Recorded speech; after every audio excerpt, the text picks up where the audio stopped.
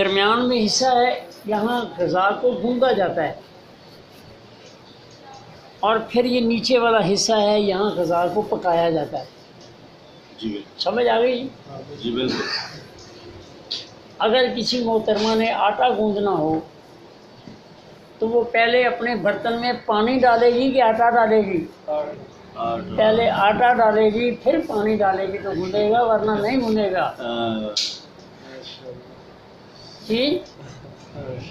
اس لیے قرآن پاک کی جو آیت مبارکہ بھی ہے کہ کلو وشربو ولا تسرفو، کھاؤ اور پیو، تو پہلے یہاں اشارتاً کہہ لیں کہ لفظ کلو کا ہے پھر پینے کا ہے، جی بالکل۔ اور دونوں میں زیادتی نہ کرو۔ اس کا معنی مفہوم یہ ہے کہ اللہ کریم نے آپ کے جسم کے اندر ایسے میٹر نصب کیے ہوئے ہیں جو آپ کو بھوک اور پیاس کا احساس کراتے ہیں کہ اب آپ کے گردوں کے پاس، آنتوں کے پاس پانی نہیں ہے، آپ پانی پی لیں۔ ہر گھونٹ کے اوپر آپ کو وہ میٹر بتا رہا ہے کہ آپ کے جسم میں اب پانی کی گنجائش ہے یا نہیں ہے۔ جہاں پانی پورا اور آپ کو اطلاع ملتی ہے کہ بھائی اب آپ کی مرضی ہے، پانی اندر کا جو ہے وہ مکمل ہو چکا ہے، اب اس کی ضرورت نہیں، پئیں گے تو آپ زبردستی پئیں گے۔ اسی طرح کھانے کے بارے میں بھی بھوک کا میٹر بھی ہے، اور جب آپ کھاتے ہیں تو آپ کو احساس بھی ہوتا ہے کہ میرا پیٹ اب بھر چکا ہے، یہ اب نہیں کھانا چاہیے، زبردستی کھائیں گے تو یہ آپ کے لیے پریشانی ہے۔ جی بالکل آگے سے اس کی لمبی تشریح کرنے کی ضرورت نہیں، سادہ سادہ لفظوں میں بات۔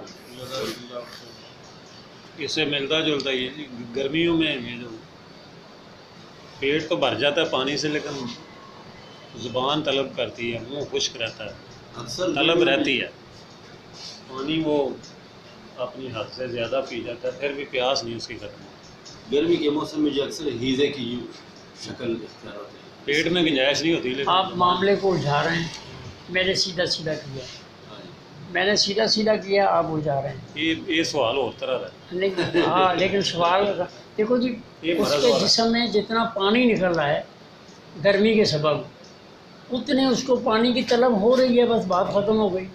جی بالکل۔ بات تو پھر وہی ہے کہ آپ کا میٹر کہہ رہا ہے کہ آپ کے پاس اندر پانی اب نہیں ہے۔ اگر کوئی یہ کہے جی مجھے پسینہ آ رہا ہے تو میں 10 گلاس پانی پی لوں، بے وقوف ہے وہ۔ اس کے اندر سے جتنی پانی کی، دیکھو مجھے پیاس ہوئی ہے نا جی، میں نے پانی منگوایا، تھوڑا تھا، میں نے پیا، میں نے دوبارہ کہا جی پانی مجھے دیں، وہ مجھے جتنی دوبارہ طلب تھی میں نے پیا ہے۔ تو طلب کے ساتھ پانی پینا ہے بھائی، گرمی سردی کا کوئی حساب نہیں ہے۔ جی جی جی اب میں صبح سے بیٹھا ہوں نا، جی گرمی میں بیٹھا ہوں، لیکن پانی کی مجھے طلب ہوئی ہے تو میں نے پیا ہے۔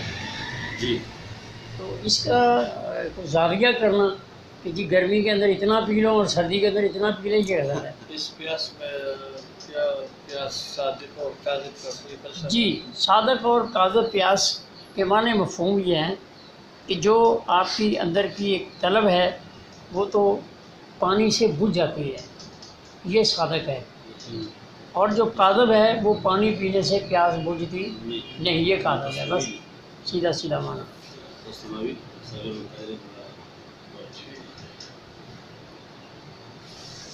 جزاک اللہ۔